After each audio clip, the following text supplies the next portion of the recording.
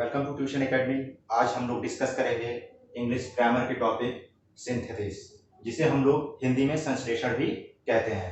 तो पहले हम लोग ये जान लेते हैं कि सिंथेसिस आखिर होता क्या है।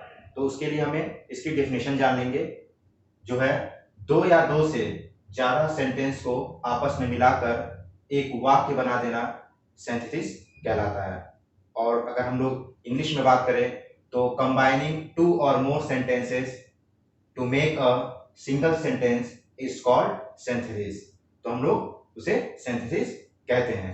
और ये टॉपिक जो है बहुत ही ब्रॉड है, तो इसके अंदर सेंटेंस के भी पार्ट्स आते हैं। जैसे सेंटेंस को हम लोग बेसिकली तीन भाग में बांटते हैं, जो है पहला सिंपल सेंटेंस, दूसरा है कंपाउंड सेंटेंस और तीसरा है कॉम्प्लेक्स सेंटेंस।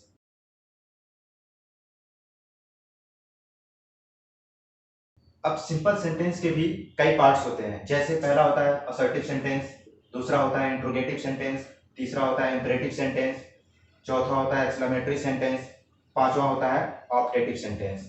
अब असर्टिव सेंटेंस को हम लोग दो पार्ट्स में डिवाइड करते हैं। जैसे पहला अफर्मेटिव, जिसको हम लोग पॉजिटिव सेंटेंस भी कहते हैं। दूसरा होता है निगेटिव सेंटेंस, जिसे हम लोग नकारात्मक हिंदी में कहते हैं। उसके बाद आता है इंट्रोगेटिव सेंटेंस। इंट्रोगेटिव सेंटेंस में हम लोग यस और नो, मतलब पॉसिबल है, मतलब किसी भी क्वेश्चन को जब हमसे पूछा जाता है तो उसका जवाब हम लोग यस और नो में दे सकते हैं। जैसे डू यू प्ले, तो यस और नो।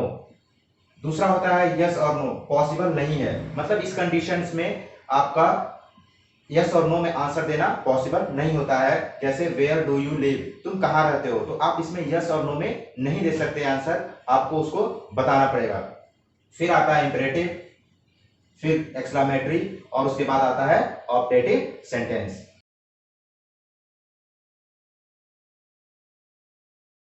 तो इसके बाद हम लोग फाइनाइट वर्ब के बारे में जान लेते हैं। फाइनाइट वर्ब होता क्या है? जो वाक्य के सब्जेक्ट और टेंस के अनुसार बदलता है, उसे हम लोग फाइनाइट वर्ब कहते हैं। उसके बाद दूसरा नंबर आता है नॉन फाइनाइट, जिसका वाक्य के सब्जेक्ट और टेंस से कोई संबंध नहीं होता या किसी नाउन या एडजेक्टिव की तरह कार्य करता है, उसे नॉन फाइनाइट कहते हैं। अब जैसे कि एग्जांपल है राम प्लेज फुटबॉल, दूसरा है बॉयज प्लेइंग फुटबॉल। इसमें जो वाक्य का फाइनाइट वर्ब है वो दोनों केसेस में चेंज हो जा रहा है।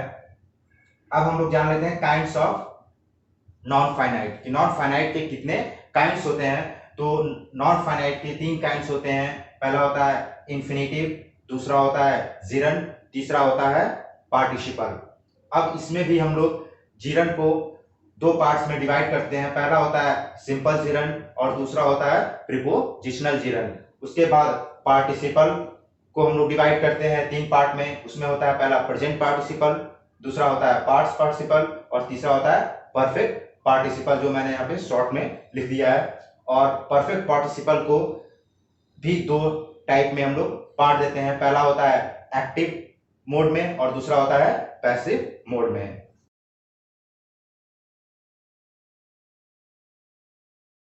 सिंथेसिस में पहला टॉपिक है वो है इन्फिनेटिव, कि हम किस तरह से दो सेंटेंस को जोड़ करके एक सिंपल सेंटेंस बनाते हैं। उसमें इन्फिनेटिव का रोल क्या होता है वो जानेंगे। तो इन्फिनेटिव को समझ लेते हैं कि जब दो वाक्य आपस में कार्य और उद्देश्य का संबंध रखते हों, जैसे एक में कार्य किया जा रहा है और दूसरे सेंटेंस में उस कार्य को करने का उद्देश्य क्या है, जब इस तरह से सेंटेंस दर्शाता है तो हम उसे सिंपल सेंटेंस में बदलने के लिए हम इन्फिनेटिव विधि का प्रयोग करते हैं।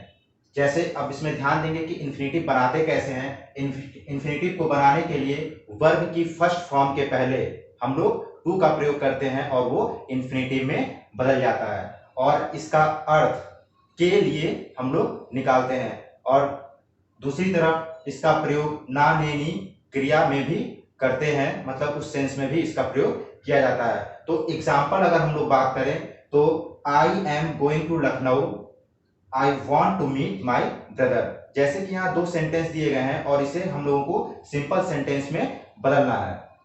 तो हम लोग पहले जैसे पढ़ चुके हैं कि जब दो सेंटेंस जिसमें पहले सेंटेंस में कार्य हो और दूसरे में उद्देश्य बता रहा हो, तो हम उसे ऐड करने के लिए क्या करते हैं कि जो सेंटेंस उद्देश्य बताता है उसके वर्ब को हम लोग इन्फिनेटिव में बदल देते हैं। तो उद्देश्य क्या बता रहा है, लखनऊ जाने का क्या उद्देश्य है कि वो अपने भाई से मिलने जा रहा है। तो हम लोग उद्देश्य वाले, जैसे इस सेंटेंस में उद्देश्य बताया जा रहा है तो मीट के पहले हम लोग टू लगा करके इन्फिनेटिव बना देंगे। जैसे I am going to Lucknow, जैसे पूरा पहला वाला सेंटेंस सेम है और दूसरे वाले सेंटेंस के पहले हम लोग टू लगा देंगे, वर्ब के पहले, टू मीट माई ब्रदर। तो इस तरह से हम लोग दो सेंटेंस को इन्फिनेटिव की सहायता से जोड़कर एक से सिंपल सेंटेंस बना देते हैं।